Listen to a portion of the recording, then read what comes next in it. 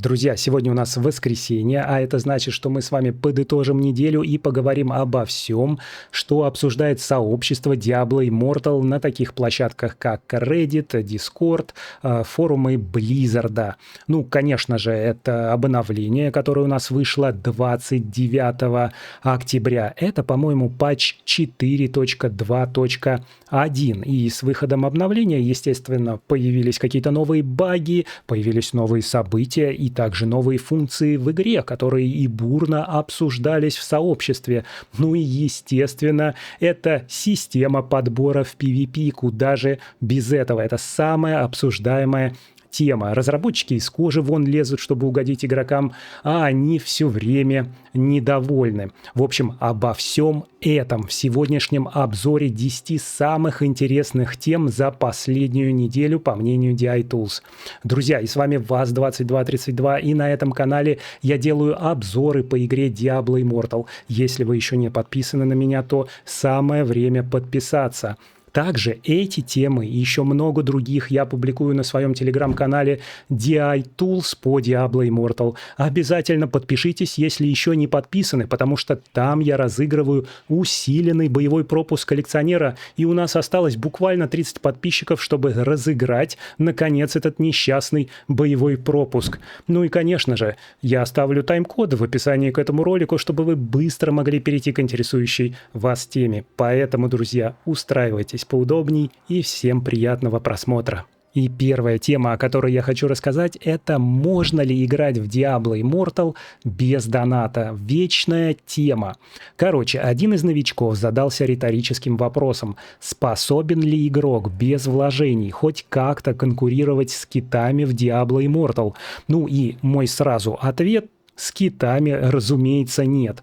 Но сообщество ответило очень подробно, что если тебе интересны кампания, подземелья и порталы, можно спокойно играть бесплатно, не тратя ни копейки. Друзья, можно ли играть в игру Diablo Immortal без доната? Ответ прост: конечно, можно. Эта игра абсолютно free-to-play. Но вы здесь сможете играть и достигать определенного уровня только если будете инвестировать огромное количество своего времени, следовать всем инструкциям, участвовать во всех событиях. В общем, реально менять свой самый ценный ресурс, ваше время, на время в игре. Тогда вы сможете конкурировать на уровне сервера с игроками, которые находятся примерно на вашем уровне развития. Потому что игроков, которые не донатят или очень мало донатят в игру, их также очень много. И я один из них, я к ним отношусь, к минимальным донатерам, потому что я покупаю только сервисы игры.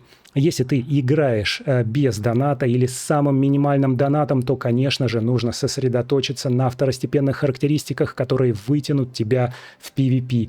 А весь PvE-контент очень легко проходится без каких-то финансовых вложений. Поэтому, конечно же, в игру можно играть. Но если ты захочешь очень быстро развиваться или тебя соблазнит система глифов и прокачки камней, чтобы получить больший резонанс и больший урон, то, конечно же, тебя подцепит на крючок доната. И здесь нужно быть очень осторожным, потому что чем больше ты набираешь резонанс и мощь своего героя, тем сильнее соперников тебе матчит игра.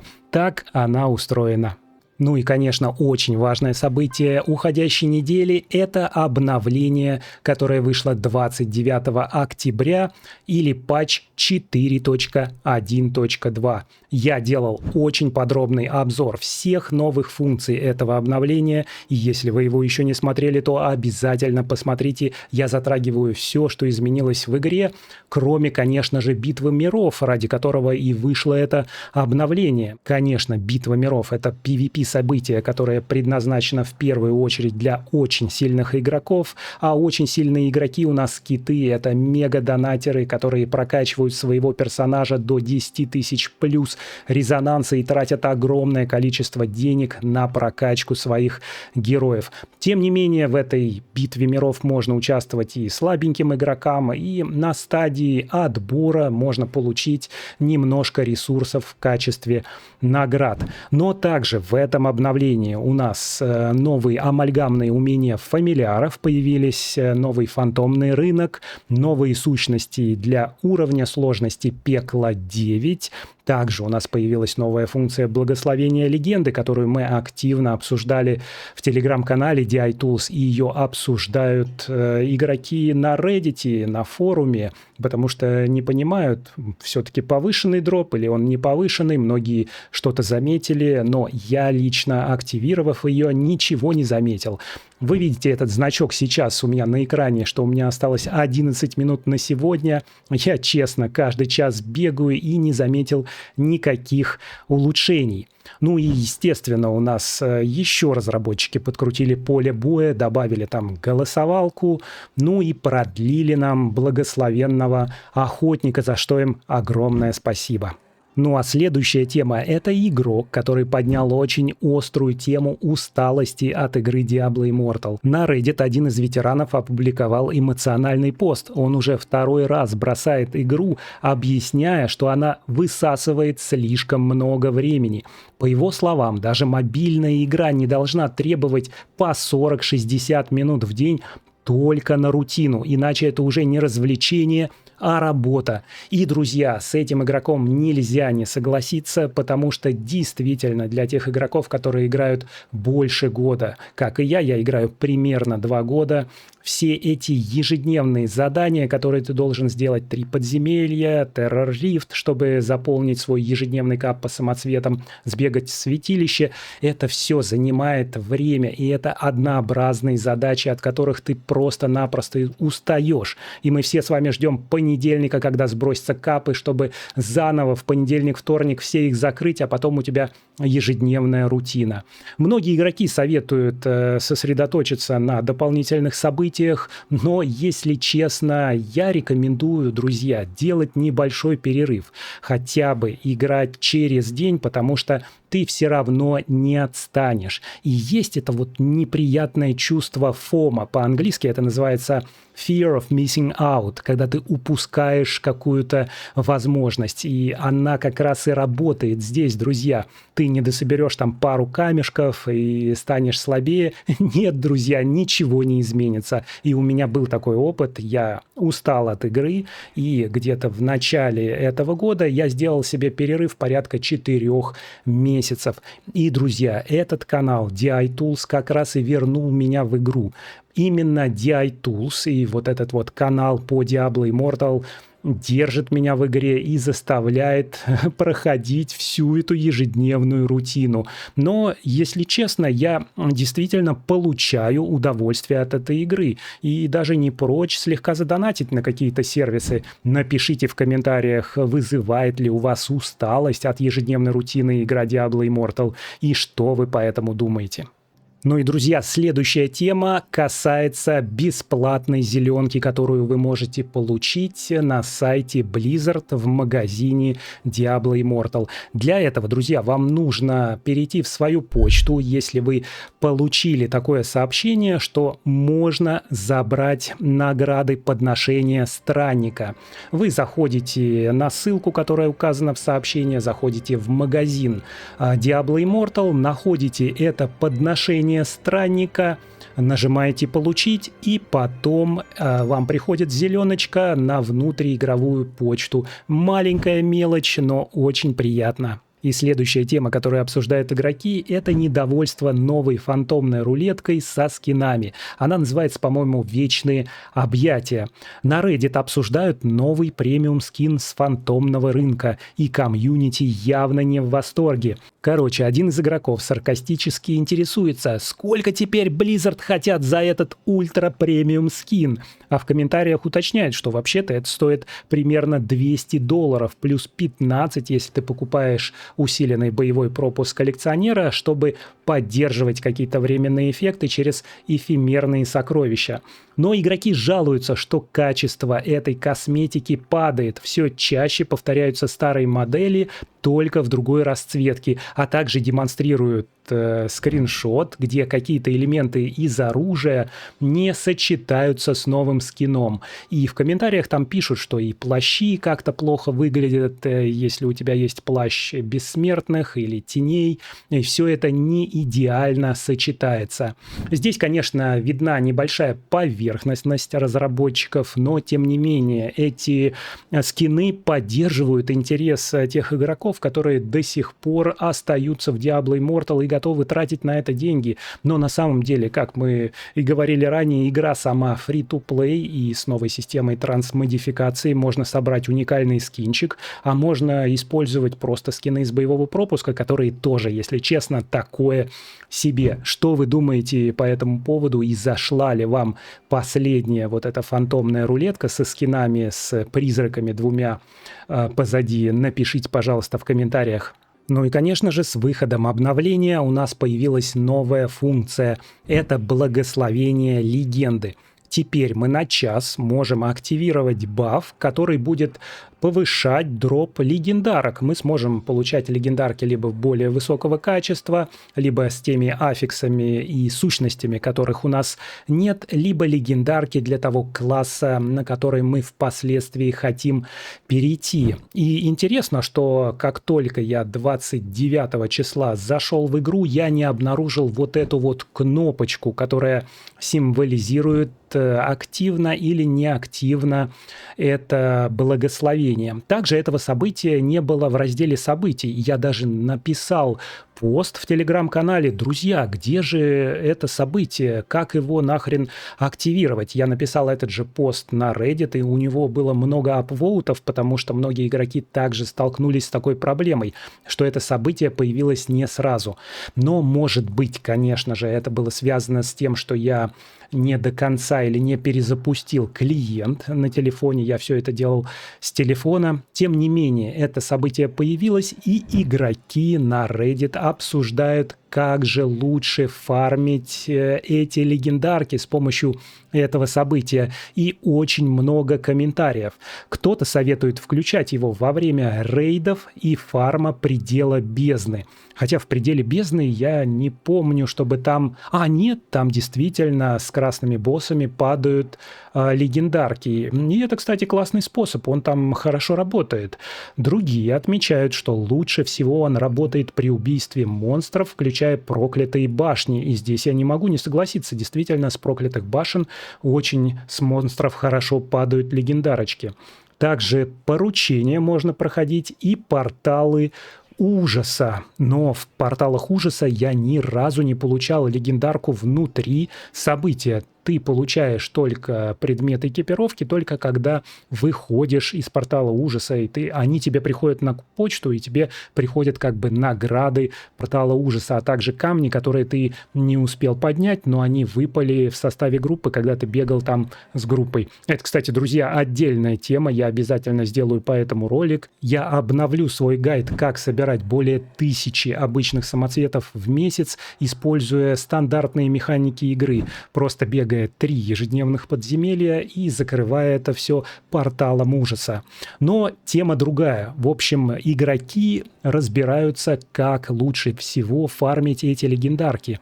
Но на самом деле лучше смотреть, в каком из событий активна эта иконка с левой части экрана посередине. Это как раз и символизирует о том, работает это событие в текущем режиме, которым вы играете, или нет. И если честно, я скажу, как уже отмечал ранее, что мне особо ничего не падало. Я уже пробежал достаточно много подземелий, я полностью выбираю этот часовой кап, играя ежедневно в Diablo Immortal, и ничего стоящего пока что еще не получил.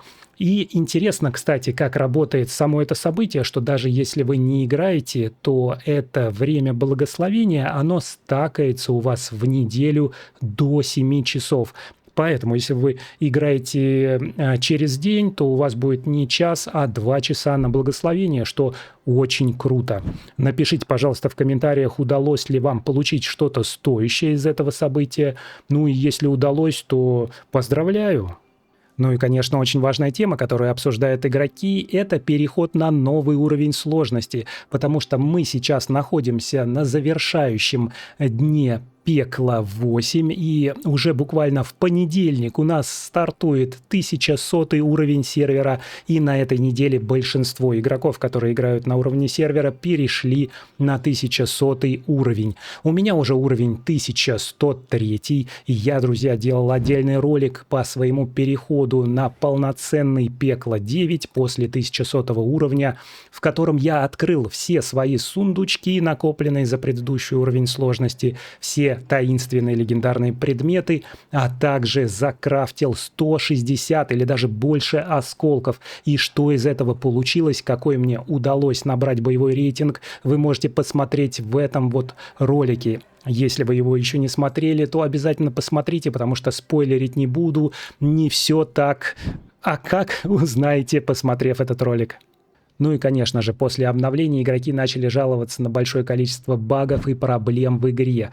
Так очень многие отметили, что игра сильно лагает, особенно если это касается PvP-каточек.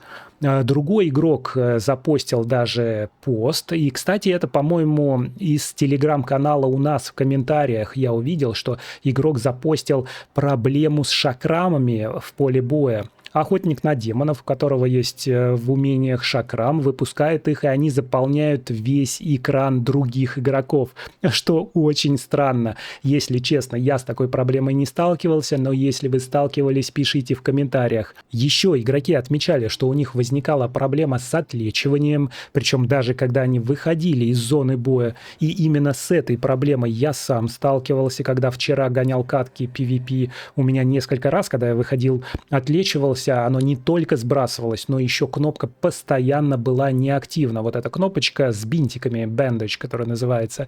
И я не мог отличиться. В общем, это меня жутко на самом деле бесило. Мне приходилось бегать, умирать, чтобы восстановить свое здоровье, что, честно говоря, для PvP, потому что там каждая жизнь и каждая твоя смерть, она засчитывается. Сталкивались ли вы с такими проблемами, пишите в комментариях, но, если честно, PvP — это самая такая противоречивая тема. Все недовольны PvP. Ну и, кстати, интересная тема. Игроки просят вернуть радужных гоблинов в игру. Один из игроков на Reddit запостил такой пост-петицию, где сказал, что это одно из самых интересных событий, которые вообще появляются в игре на протяжении многих лет. Напомню, что сейчас, во время Хэллоуина, у нас было событие, связанное с гоблинами. Они бегали и тут, и там, и очень часто в подземельях, и выдавали очень крутой дроп. Некоторые гоблины, они скидывали легендарки, какие-то огромное количество ресурсов, а какие-то сбрасывали мифические обрывки. Если ты играл уже на Пекло 9 и фармил предварительно ресурсы для нового уровня сложности, ты заходил, получал несколько зеленых предметов и еще 5 мифических обрывков. Именно таким способом, собственно, мне и удалось набрать 160 осколков, когда я переходил полноценно на Пекло 9. В общем, друзья, игроки предлагают сделать это событие постоянным, и, если честно, этот пост набрал, по-моему, там 50 или 60 апвоутов. В общем, все очень рады гоблинам. Напишите в комментариях, нравится ли вам это событие или нет. Ну, давайте с вами снова вернемся к PvP, куда же без него. И теперь игроки очень недовольны новой функцией, которая появилась после обновления. Это система оценки матчинга. Теперь у нас, когда мы играем в PvP, после каточки высвечивается окошко с просьбой оценить, насколько качественный был подбор игроков. И у тебя там есть шкала от 1 до 5 и галочки, которые ты можешь поставить. Матч был хороший, плохой, справедливый, слишком слабый или сильные игроки. И на самом деле я уже упоминал об этом, что в большинстве случаев оценка выглядит так. Ты ставишь 5, если ты выиграл, и 1, если ты проиграл. Но многие, конечно, игроки подходят подходят серьезно к делу и ставят 1 балл, если явно был несправедливый матчинг, и ты играл там против китов, а у тебя резонанс 2000 и слабенькие статы. Ну и ставят 5, если ты хотя бы провел идола куда-нибудь до второй половины середины. Ну, уже близко к концу или там уже буквально за последние метры сражался, но даже если проиграл, ставишь 5, потому что поле боя всегда там только один победитель, одна команда побеждает, и матч может быть справедливым, даже если ты проиграл. Но многие игроки также жалуются, что это за система оценок, она появляется не у всех матчей.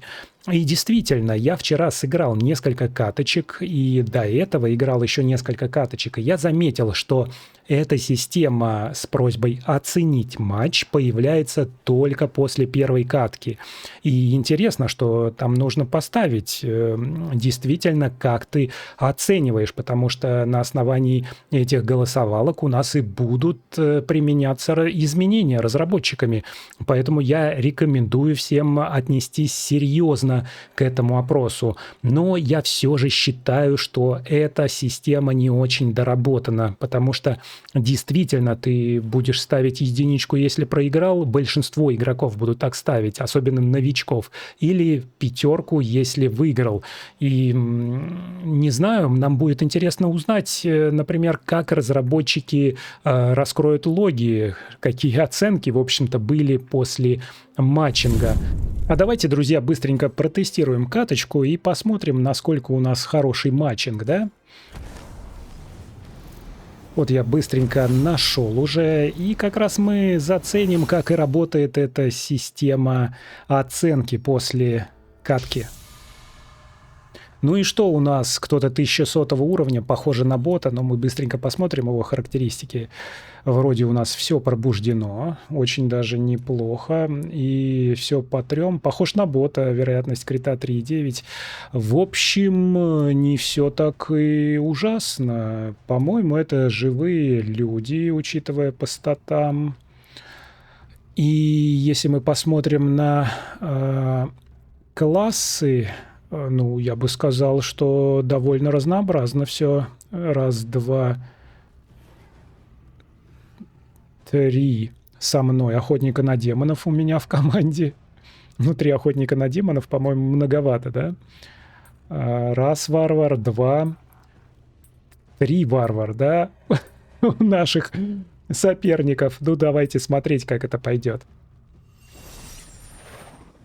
Ой, люблю быть нападающим. Мне кажется, это легче играть. Там сразу понятно, ты проиграл или нет. Ну и судя по тому, что наши соперники еще не добежали, я думаю, что у нас есть все шансы здесь выиграть и сказать, что матчинг был справедливый. Так. Играю, друзья, как всегда, с джойстика, поэтому играю плохо. Но судя по тому, что дамаги на мне почти нет, игроки довольно слабые. Я еще дамажу их очень сильно. У меня, видите, стойка атаки. Это значит, мой призрачный виток работает как раз на атаку. 28%, по-моему, он усиливает. Обычно я играю, конечно, в другой стойке. Давайте переключим ее, чтобы у меня уменьшался урон. Да что-то они меня прям не дамажат. Справедливый матчинг, друзья. Ой, нет, начали дамажить. Накаркал. Убегаем отсюда нахрен. Надеюсь, на мне нет периодички. Сейчас мы отлечимся, да. Ну, потому что если бы была периодичка, то я бы сработал мой гладиатор, и я бы потерял все бессмертия, друзья. Ну, я еще тот игрок в PvP, если честно. Так что, видите, 2 раза уже кого-то замочил. Народ просто бегает, не дает нам активировать идола, хотя вот уже тот активировался. Ой, убегаем отсюда, у меня же есть иммунитет, где ты? Иммунитетушка. Так, будем все-таки пытаться этот активировать, или, видите, нас здесь что-то очень сильно мучают. Убегаем отсюда, сработал мой гладиатор. Черт! Матчинг несправедливый. Все, единичка. Все, бегаем, чтобы шакрамчики летали. Может, кого-то заденут. Да, прикиньте, на кого-то задело. Ну нормально. Ой. Вот, отхилился, не отхилился, а откадешился мой котик, и у меня появилось еще одно бессмертие. Напомню, что у меня очень крутой котик с КД 60 секунд, так что я крутой. И, друзья, этот котик меня уже не раз спасал. Поэтому крафтитесь... Ой. Нет, против охотника иногда бывает страшно. Лучше убежать. Вот видели? Я сейчас нажал хилку, и у меня ни хрена не произошло.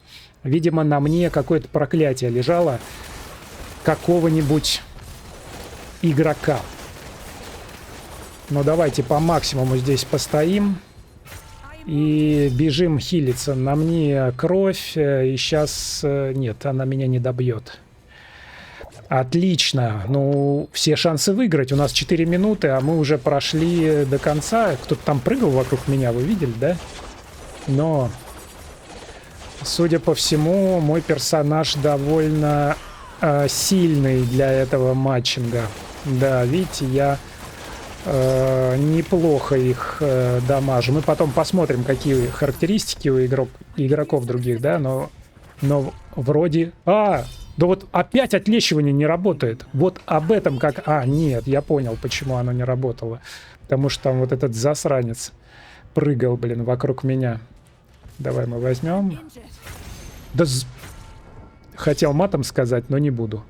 Но это я сам, дурак, выбежал, не отхиленный. Но зато я сейчас воскресну там, где надо. Так что эта тактика на самом деле такая была. Вот. Давайте, выигрываем здесь. А чё ты? Давай. Ну все, ты можешь прыгать вокруг меня сколько хочешь, мы уже у сердца находимся. Друзья, что? Это у нас справедливый матчинг. Тут без вариантов. Выиграли. Ну и давайте посмотрим, появится ли у нас окошко. Ну, для начала мы, кстати, это, я бы сказал, несправедливый матчинг, учитывая, какие характеристики по убийствам вот у игрока Сбис Зеннс. Ну, давайте посмотрим ее статы. И охотница с копытцами такая, с крутым котиком.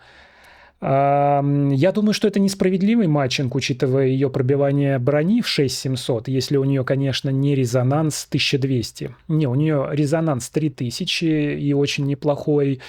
Я бы сказал, для таких статов, я думаю, что это очень, так сказать, ветеран-игрок, который не очень много донатит, потому что 3000 – это я уже близок к этому значению, и тем не менее ей удалось, или ему удалось, часто за девочек играют мальчики, прокачать свои камешки до 8 уровня. Друзья, это очень долгий процесс.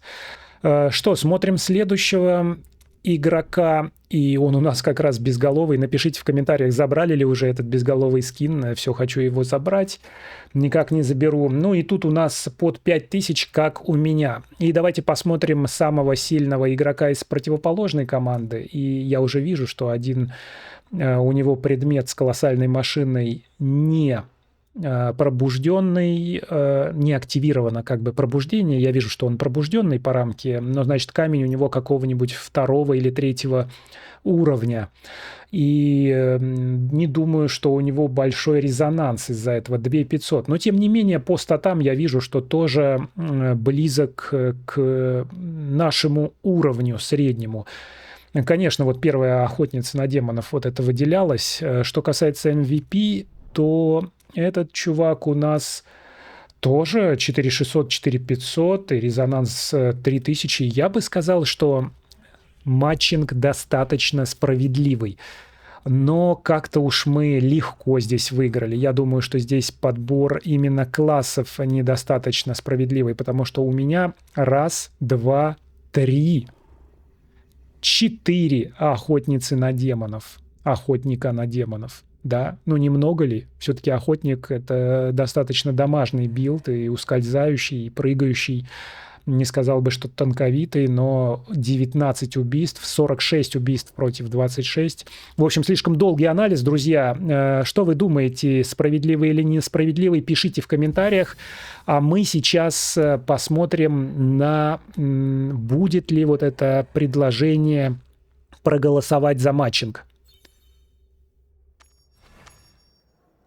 И не будет, друзья, вот какая-то хрень, я не понимаю, где голосовалка, чтобы проголосовать за матчинг.